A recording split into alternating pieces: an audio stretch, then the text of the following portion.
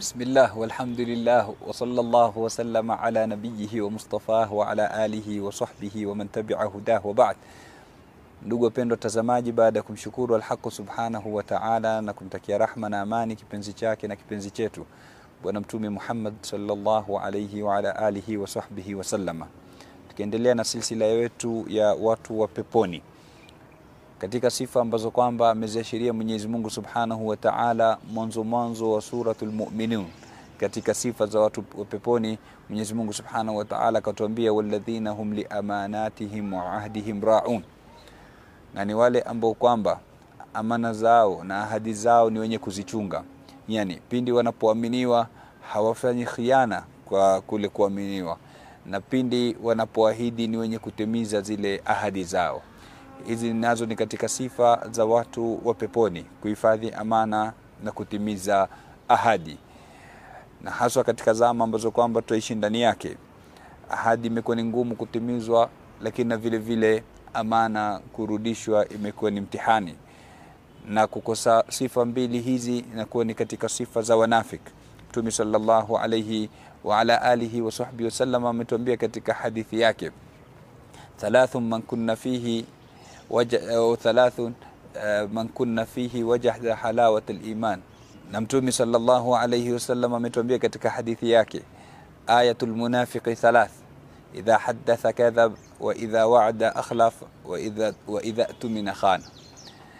Alama ya mtu mnafik ni mambo matatu: idha haddatha, akizungumza; kadhab, husema urongo; wa idha wa'ada, na akiahidi; akhlafahu, khalifu ahadi yake; wa idha tumina, na akiaminiwa; khana, hufanya khiana kwa kule kuaminiwa. Kwa hivyo mu'min ni mwenye kujipamba na sifa ya kutimiza ahadi. Mu'min ni mwenye kujipamba na sifa ya uaminifu. Na Mtume sallallahu alayhi wa ala alihi wa sahbihi wasallam ametuambia, la imana liman la amanata lah, hana imani yule mtu ambaye kwamba hana sio mwenye kuaminiwa. Na imekuja katika hadithi ya Sayyiduna Hudhaifa radhiyallahu anhu, hadithi ndefu ambayo kwamba inazungumzia umuhimu wa amana na kuhifadhi amana. Akasema itafika wakati itakuwa watu wanatefutwa wale waaminifu kwa vidole haswa, inna fi bani fulani rajulan amina, hakika katika bani fulani kuna mtu tena mmoja tu ambaye kwamba ni muaminifu. Yani katika mji mzima itakuwa watu wanahesabika wale ambao kwamba ni waaminifu. Huu ni mtihani ambao kwamba umeenea katika jamii zetu.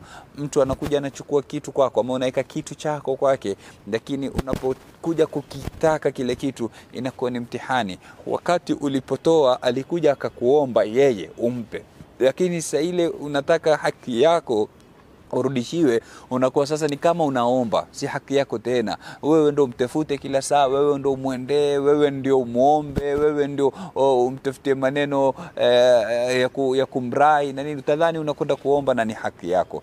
Kwa hivyo hii ni sifa mbaya ambayo kwamba haitakikani kupatikana kwa mu'min, na ni moja katika sifa za watu wanafik. Na Mtume sallallahu alayhi wasallama ametuambia, al-amanatu aman, amana ni amani, yani uaminifu ni amani. Unapokuwa wewe una sifa ya uaminifu, basi inakuwa ni amani kwako, ni amani kwako duniani na akhera. Akhera utasalimika kutokamana na moto na utakuwa katika watu wa peponi kwa kupambika na sifa kama hiyo. Lakini vile vile duniani ni amani. Mwenyezi Mungu Subhanahu wa Ta'ala atakuhifadhia mali yako, atakuhifadhia vitu vyako kwa kupitia kujipamba na sifa kama hiyo. Wanapokea wanasema, Sayyiduna al-Imam Abu Hanifa radhiyallahu anhu alikuwa akifanya kazi ya kuuza nguo. Siku hiyo kuna nguo ambayo kwamba ina illa, nguo ambayo kwamba ina kasoro. Akamwambia mfanyikazi wake pale dukani, akija mtu kununua hii nguo umbainishie na umueleze kasoro yake, akiridhia ainunue. Akaja mtu akanunua, kwa bahati mbaya mfanyakazi hakumjulisha kasoro ile. Al-Imam Abu Hanifa alipokuja akamwambia, nguo fulani sioni, imenuliwa. Naam. Umemueleza kasoro yake? La, nimesahau. Akamwambia, toka ukamtafute soko zima mpaka umpate. akaenda kamtafuta, na kweli alhamdulillah akampata. Akamwambia tajiri yangu anakuita. Akienda kule Imam Abu Hanifa akamwambia, tunaomba radhi, nguo uliouziwa ina kasoro na ilikuwa ni wajibu ujulishwe, uridhie mwenyewe kabla kuichukua.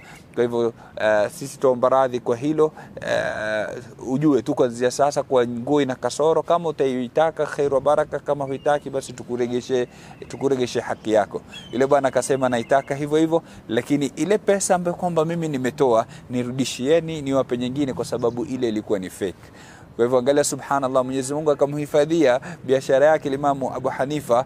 Pesa ambayo kwamba ilikuwa imelipo ni fake, akapata pesa sawa sawa kwa sababu ya kuhifadhi uaminifu. Tumomba Mwenyezi Mungu Subhanahu wa Ta'ala aturuzuku sifa ya kuhifadhi uaminifu na kutekeleza ahadi, innahu waliyu dhalika wal qadiru alayh, na tujalie niwe katika wale watakaoingia katika pepo pamoja na pepo ya pepo Bwana Mtume Muhammad sallallahu alaihi wasallam. Wassalamu alaikum wa rahmatullahi wa barakatuh.